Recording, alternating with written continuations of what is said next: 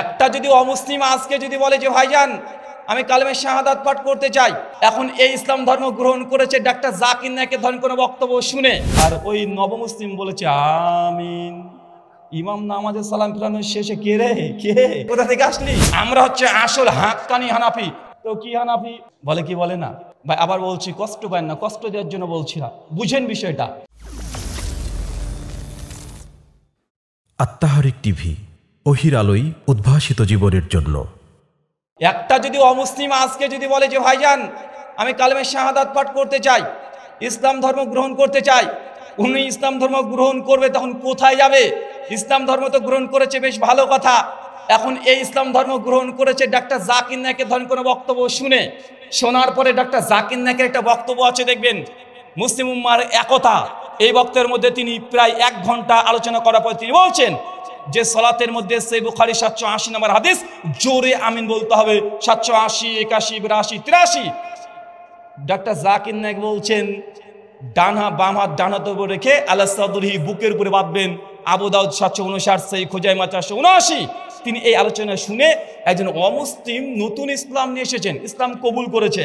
কবুল করার পরে যদি এলাকার আমাদের আশেপাশে যেসব মসজিদ আছে ওই মসজিদে যদি সালাত আদায় করতে যায়, ইমাম সাহেব বলেছেন গায়রিল মাগযুবি আলাইহিম ওয়াজ-যাল্লিন, আর ওই নবমুসলিম বলেছে আমিন, ইমাম নামাজে সালাম ফিরানোর শেষে কে রে কে তুই কে রে কোথা থেকে আসলি? মঞ্চ মঙ্গল গ্রহ থেকে এসেছে ভাই, এমন আছে না নাই? কথা বলেন।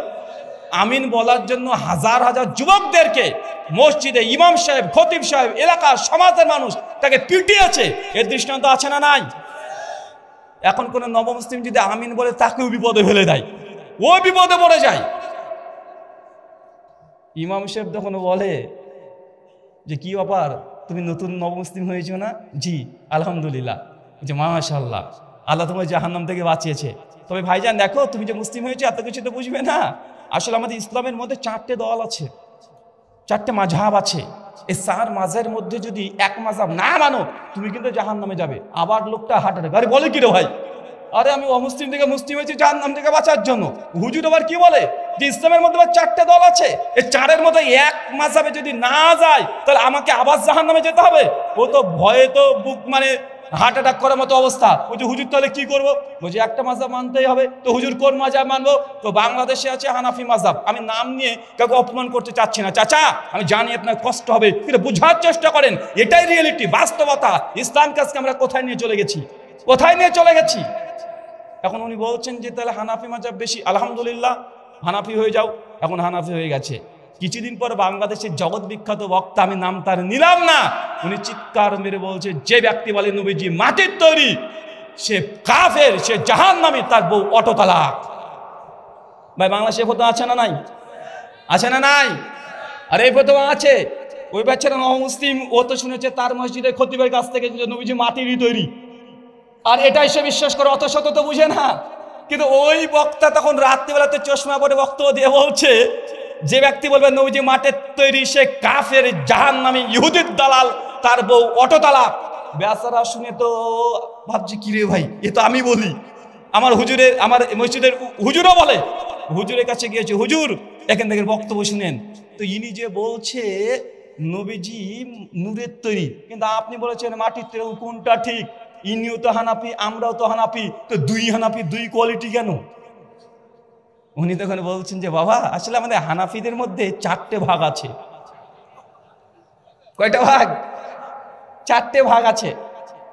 হানাফি দেওবন্দি, হানাফি বেরলভি, হানাফি জামাতি, হানাফি ফুরফুরা, আছে না নাই? বলছে এর মধ্যে হক্কানি হানাফি যেটা সেটাকে নিতে হবে। ওরা তো কবর পূজারি, ওরা তো মাজার পূজারি, মানে এই কোয়ালিটির হানাফি বলছে। ভাই আমি কষ্ট দিতে চাচ্ছি না, রিয়েলিটি বুঝেন, এটা চাই না, আপনাকে আয়না দেখাচ্ছি, আপনি কষ্ট পেন না, কষ্ট পাওয়ার জন্য বলছি না। আল্লাহ নবী বলেছেন 73টা দল হবেই হবে, 72টা যাবে জাহান্নামে, একটা দল যাবে জান্নাতে। এখন এই হাদিস সবাই আমরা বলি, কিন্তু আসলে সে জান্নাতি দলের তাদের যে বৈশিষ্ট্য কি হবে, নবী কোনো নাম বলে যায়নি যে হানাফি বা আহলে হাদিস, নবী বৈশিষ্ট্য বলে গেছে। কি বলে গেছে? কথা বলেন। বৈশিষ্ট্য বলে গেছে, মান আলাইহি ওয়াস সাহাবী, যারা নবীকে মেনেছে আর নবীর আসহাব তথা সাহাবীদের পথে চলেছে, এরাই জান্নাতে যাবে। এখন আপনি চিন্তা করে দেখেন, নবীর জামানায় এই যতগুলো দলমত পথ পদ্ধতি দেখেছেন, একটা কি ছিল? কথা বলেন, এখন এই বেচারা বলছে তাহলে আমি এখন কি করি? উনি তখন বলছেন ওরা তো কবর পূজারি মাজার পূজারি, ওই দিকে যাওয়ার দরকার নেই, আমরা হচ্ছে আসল হাক্কানি হানাফি। তো কি হানাফি? বলছে দেওবন্দি হানাফি। বলে কি বলে না ভাই? আবার বলছি কষ্ট পায় না, কষ্ট দেওয়ার জন্য বলছি না, বুঝেন বিষয়টা। এরপরেই উনি তো খুব ঠিকঠাক সবকিছু ঠিকঠাক নামাজ পড়ছি, এখন দেওবন্দি হানাফি, আলহামদুলিল্লাহ মাশাআল্লাহ সুবহানাল্লাহ সব ঠিক আছে, কোনো সমস্যা নেই, আমাদের হোক, কোনো সমস্যা নেই।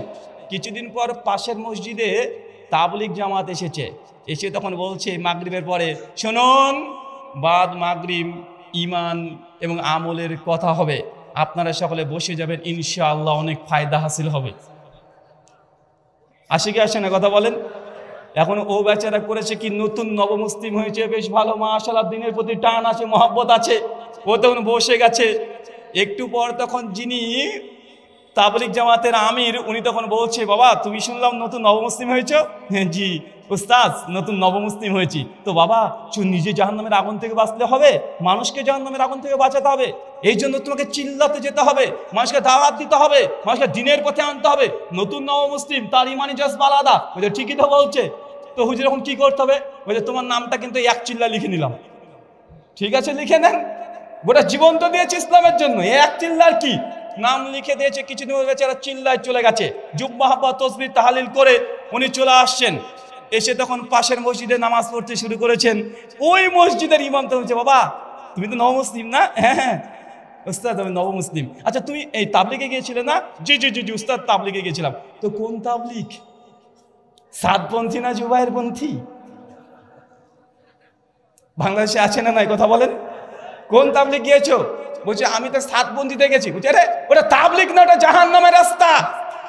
ও বেচারা মহা মুসিবতে, বলে কি রে ভাই, আরে আমি এত কিছু করলাম জাহান্নাম থেকে বাঁচার জন্য, তারপরে এই তাবলিগ করতে গেলে আমি আবার জাহান্নামী? এ তো মহা মুসিবত, এ তো বিপদের পরে বিপদ। কত বিপদ কেটে উঠবে একজন মানুষ, কত বিপদ। কেন বাংলাদেশের সাতপন্থী আর জুয়ারপন্থী গত বছরে মারামারি হয়ে 7 জনকে হত্যা করে দিয়েছে তারা নিজেরাই। দেওয়ার বলছে যে কারবালার ময়দান থেকে আসলাম। চিন্তা করতে পারছেন মানে ইসলামটাকে কোন পর্যায়ে আমরা নিয়ে গেছি? এটা হাস্যকর নয়, এটা লজ্জাকর। মুসলিম জাতির জন্য লজ্জা যে আমরা কোন পর্যায়ে ইসলামটাকে নিয়ে চলে গেছি। আচ্ছা বুঝলাম সাতপন্থী জুয়ারপন্থী মারামারি যা করছে করছে সবই ঠিক আছে, এখনো বলছে যে বুঝলাম এ তো হলো এই, আরো আছে, এখন এখানেই শেষ না। বাংলাদেশে বরিশালের বড় হাক্কানি পীরের ওখানে চলে গেছে বক্তব্য শুনতে, আর পীর সে বক্তব্য দিয়ে চিৎকার মেরে বলছে, শোনেন যার পীর নাই তার পীর শয়তান, পীর ধরা ফরজ, না ধরলে জাহান্নামী। বাংলাদেশে কত আছে না নাই? বেচারা নবমুসলিম ভাবে আরে ভাই আমার তো কোনো পীর নাই, তাহলে আমার পীর কি শয়তান? আরে আমার তো কোনো পীর ধরিনি, তাহলে কি আমি আবার জাহান্নামে? বেচারা জাহান্নাম থেকে উঠতেই পারে না। ওই যে হুজুরের কাছে যায় সেই ওকে জাহান্নামে পাঠিয়ে দেয়। আরে ও এসেছে জান্নাত যাওয়ার জন্য, ইসলাম গ্রহণ করেছে, আর মানুষটাকে এই দরজায় ওই দরজায় ওই দরজায় মানে নিয়ে ঘুরিয়ে বেড়াচ্ছে। ভাই আছে না নাই? আছে না নাই? বাংলাদেশে, বাংলাদেশ না বাররে সাগির, ভারত বাংলাদেশ পাকিস্তানের সব চাইতে এই ফিতনাগুলো সব চাইতে জর্জরিত। মানুষ ইসলাম গ্রহণ করে নিজেই বিভ্রান্ত হয়ে যায়, আমি কোথায় চলে আসলাম, বিপদে ফেলে দেয় আমরা হুজুররাই, আমরা তাদেরকে বিভক্ত করে দিই। করে কি করে না? এখন বেচারা তো বিপদ, এখন কোন পীর ধরবে কি ধরবে, আবার আমি জাহান্নামে না যাই তো হুজুর কি করব, তো পীর ধরতে হবে। এখন পীর ধরবো, বলছি শুনেন এই পীরের মধ্যে আবার 4টে ভাগ আছে, ভাগের শেষ নাই। চিস্তিয়া, কাদরিয়া, নাকশবন্দিয়া, মুজাদ্দিদিয়া, আছে না নাই কথা বলেন? বলছে তাহলে আমি এখন কোন তরিকা কি ধরবো একটু বলেন, সহযোগিতা করেন, একটু হেল্পলাইন হেল্প করেন আমাকে, আমি জান্নাত যেতে চাই, বেচারা জান্নাত যেতে চাই। বলছে কি আর করবে, তুমি চিস্তিয়া তরিকায় ফর্ম ফিল আপ করে ভর্তি হয়ে যায়। এবার বলছে আচ্ছা ঠিক আছে চিস্তিয়া হয়ে গেলাম।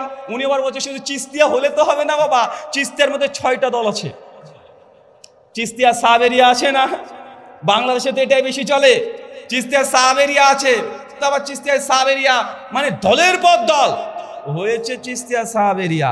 এবার বলছে বাবা এটা তো অনেক প্রাচীন তরিকা, এটা তো তরিকা খাজা মঈনুদ্দিন চিশতি রাহিমাহুল্লাহ থেকে 600 বছর আগে এসেছিলেন, তিনি তো আর জীবিত নেই। এখন তোমাকে লোকাল পীরের কাছে গিয়ে বায়াত হতে হবে, নসে জান্নাত যাওয়া যাবে না, মানে লোকাল পীর, কথা বুঝলেন না? এখন চলে আসছে বাংলাদেশের যতগুলো পীর আছে, হতে পারে চরমোনাই, ইনাকপুরি, জোনপুরি, রাজারবাগি, ফুলতলি, দেওয়ানবাগি, আটরশি, মাছ ভান্ডারি, কুত্তাবাগি, আছে না?